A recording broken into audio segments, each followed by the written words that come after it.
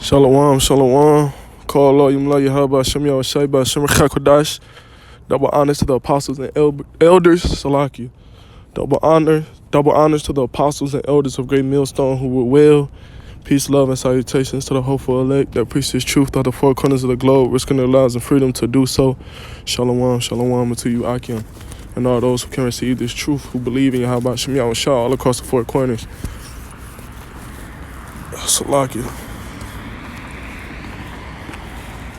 All right, this is the brother Shemaiah from the GMS Cleveland branch. All right, and I just wanted to touch into the time of affliction.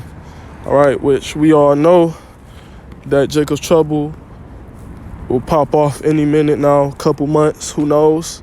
All right, and we have to be ready for whatever happens. Whatever Yahweh Shem Yahweh Shah brings, we have to be ready, man. We have to be grounded in these scriptures, grounded in the faith. All right, we got to be solid, man. All right, and Sirach, the second chapter, is one of my favorites. It gives you a guideline on how to endure affliction. It gives you a guideline on what to do in these times, man. All right. So without further ado, this is Sirach chapter 2, verse 1. My son, if thou come to serve the Lord, prepare thyself for temptation. You got to understand, when you come into this truth, you come into this ministry, you're going to be tempted. All right. Matter of fact, let me grab a quick precept. Man, I know where it's at. Salakia. This is Isaiah chapter 59.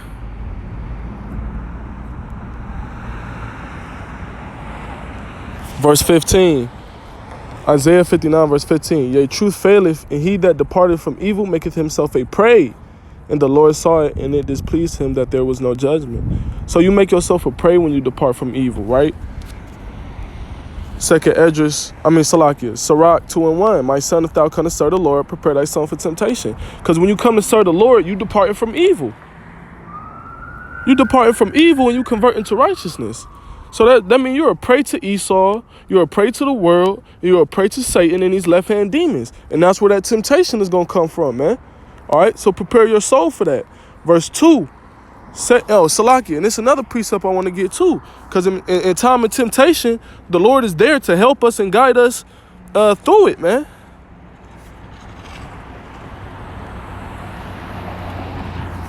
This 1 Corinthians chapter 15, verse 10. Salaki, 2 Corinthians.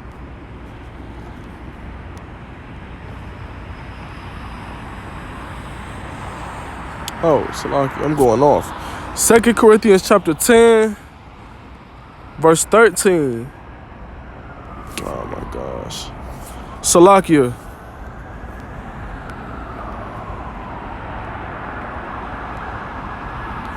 First Corinthians chapter 10, verse 13. There hath no temptation taken you, but such as is common to man. So the stuff we go through, man, this is common shit. This is common shit that we go through, common temptations that we go through. All right, we all under the same captivity, and we all under the same curses. So we all go through the same shit more than likely. We just got different lots in this truth. All right. It says, but Yahweh is faithful, who will not suffer you to be tempted above that you are able. See, the Lord is righteous enough that, He knows what you can and can't handle. The Lord not about to purposely put you through something that He know you can't handle. The Lord gonna put you through something that, that is fitted for you.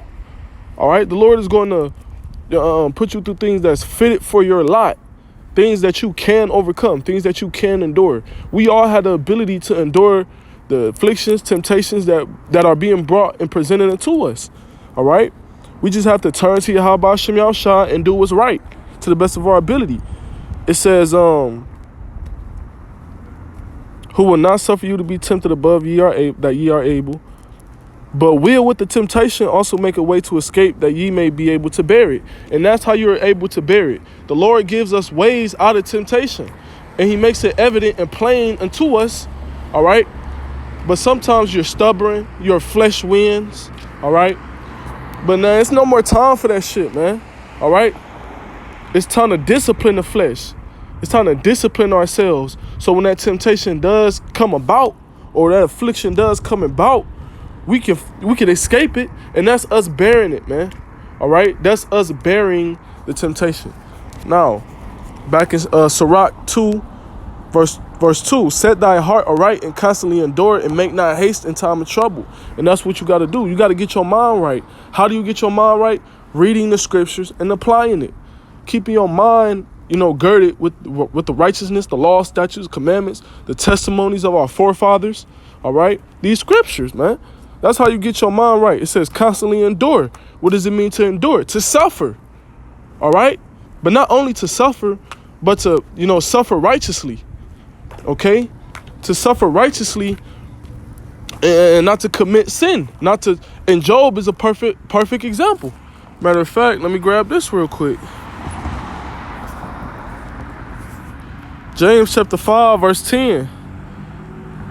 Take my brother and the prophets who have spoken in the name of the Lord for an example of suffering, affliction, and patience. Patience goes into suffering, all right? So guess what? Our forefathers, the prophets, who we read about in the scriptures, we're supposed to be taking them as an example of what to do in affliction, of an example of what to do in tribulation, in dire situations. That's why we're supposed to be reading the scriptures, man, all right? And applying it. Salakia, heavy judgment going out. Call lawyer. But we're supposed to be taking our forefathers, the prophets, Yahweh Shah, first and foremost, for an example of suffering, affliction, and patience. This is the point. Behold, we count them happy which endure. You have heard of the patience of Job and have seen the end of the Lord, that the Lord is very pitiful and of tender mercy. Right? So when you endure, the Lord gives you mercy. All right? The Lord sets you up to the point where you make it out all right, man. You make it out fine. It says, set thy heart aright and constantly endure it and make not haste in time of trouble. You're not supposed to be, what's the word I'm looking for? Damn, man, I always forget that damn word, man. But it's a certain word for it. You're not supposed to be making haste in time of trouble. Not thinking, just acting out on emotion.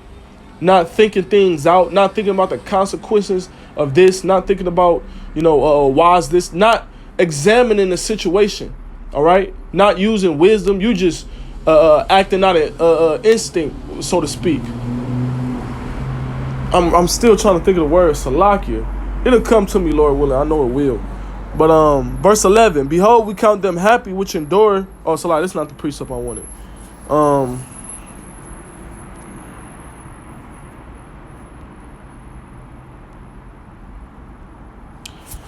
Matthew chapter 24, verse 13. But he that shall endure unto the end, the same shall be saved. So if you want the kingdom right in a righteous way, you don't want to be destroyed, you don't want to be caught up in these plagues that the Lord about to send, and you want to be saved, you want salvation, then endure everything that comes upon you to the best of your ability, man. All right? It says, and make not haste in time of trouble. All right, it says, verse 3, cleave unto him and depart not away, that thou mayest be increased at thy last end. So, hey, remember these scriptures. Keep going, keep reverting back to the scriptures. Keep going back to the Lord. How do you cleave into the Lord? Prayer, fasting, all right? Applying the wisdom and knowledge, applying these scriptures, thinking and meditating on the scriptures, meditating on the law. That's how you cleave into the Lord. It says, depart not away. Don't try to find other ways to handle the situation. Don't go on your own understanding. Don't lean on your own understanding. Matter of fact, let me grab that.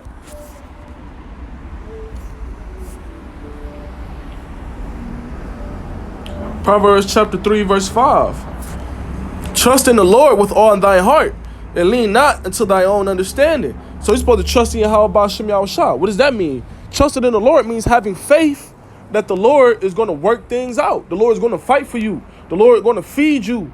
All right? That the Lord is going to clothe you. The Lord is going to shelter you. The Lord is going to take care of you and your family, man. Have faith. All right? That's what the Lord is pleased in, faith. It says, with all thy heart, which is thy mind, and lean not into thy own understanding. Because we don't know shit, man. Leaning on your own understanding is basically leaning on your flesh. Your flesh gonna tell you the wrong way to do. The flesh gonna tell you whatever is pleasing to the flesh, whatever feels good and whatever's convenient at that moment. It's not gonna tell you what's the wisest decision to make. All right, it's not gonna lead you to safety. It's not gonna lead you to a place, where you're sheltered. The scriptures say that the name of the Lord is a strong tower. The righteous run in and are safe. So you have to revert back to Yahweh Shem Yahushua in all situations, man. All right. Verse 3, cleave unto him and depart not away, that thou mayest be increased at thy last end. Right. And then once you endure to the end, you're going to be saved. You're going to be increased. Every temptation that you overcome, the Lord is going to increase your spirit, increase your faith. All right. So the next thing you go through, you'll be able to overcome that. Verse 4, whatsoever is brought upon thee, take cheerfully and be patient when thou art changed to a low estate. For gold is tried in the fire, and acceptable mint in the furnace of adversity. All right, it says, whatever is brought upon thee, take cheerfully. Why? Let's grab a precept. Catch a hell with a smile, so to speak, man. Because we know at the end of the day that hell is what's keeping us, in the spirit, man, in the correct spirit.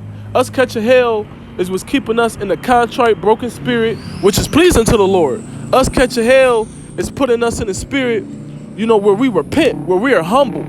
All right, and we know that we need Yahweh Shem Yahushua, man. All right. Yeah.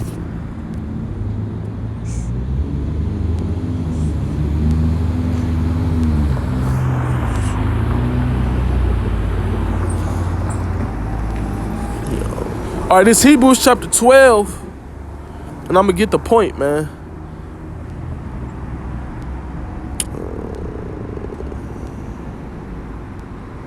Yeah, verse 11.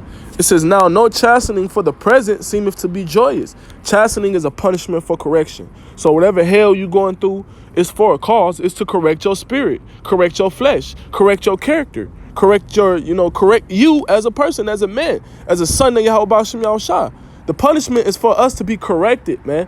All right, because we all got things about us that the Lord doesn't like. We all got things about us that may be off. We all got things about us that the Lord is not pleased with because we in the flesh. We have to purge off that flesh, man. That's why the next verse in Sirach, the second chapter, that just where it says, for acceptable men is tried in the fire, if you paraphrasing. All right. It says, now no chastening for the present seemeth to be joyous. Right. No affliction you go through is not going to be nothing that feels good. It's not going to be comfortable unto you. It's not going to be pleasing unto you. It's going to be grievous. Right. As the scriptures say, it says, but grievous. Nevertheless, afterward, it yieldeth the peaceable fruit of righteousness unto them which are exercised thereby. But after you catch the hell, after the affliction is passed over, guess what? You're more mature in the spirit.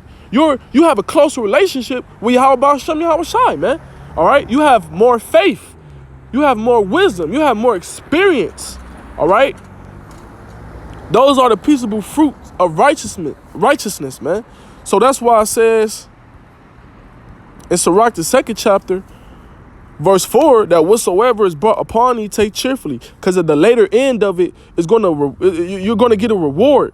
All right, which is what? That not to mention the reward for enduring, which is the kingdom, rulership. All right, peace forever. Your name being written in the book of life. That's an honorable glory, man. All right, those peaceable fruits of righteousness. It says, and be patient when thou art changed to a lower state. Once again, you got to let that suffering do what it do, man. All right, you can't be all hasty and shit trying to find ways to escape on your own. You just got to go through it, man. Fuck all that, yes, we do have wine to help us, deal and cope with the pain and shit like that. Certain numbing agents. But most of the time, you just got to go through that shit, man. Stop trying to find ways around it. Stop trying to find alternatives and shit, man. Just go through it, man. Suffer like a man.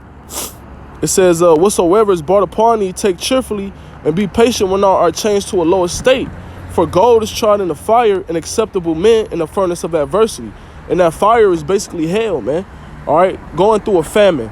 Watching your loved ones get put to death. Certain shit that's going to be going on pretty soon, man. martial law, persecution. All these things is going to take place soon, man. But you got to be patient. Got to wait on Yahweh B'Shem Yahweh Shai, man. All right? Verse 6, believe in him and he will help thee. Order thy way of right and trust in him. So that's your faith, man. Let your faith, be within Yahweh B'Shem Yahweh Shai, and you won't go wrong. All right, and that's pretty much it for this lesson. Lord willing, it was edifying through the spirit and power of Yahweh, Why Yahweh Shai. Call Halayim La, Yahweh B'Shem Yahweh Shai, B'Shem Rachak Wadash. Double honors to the apostles and elders of Great Millstone. Shalom, Shalom, Mawaf, La, Babor.